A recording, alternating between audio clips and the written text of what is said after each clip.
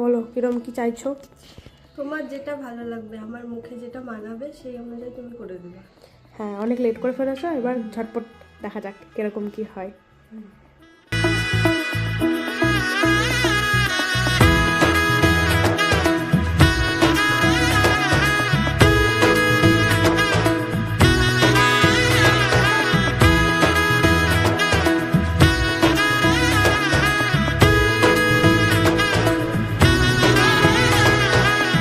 এলো এলো এলো কি গোধূলি জীবনে, ডানা মেলে 100টা প্রজাপতি মনে।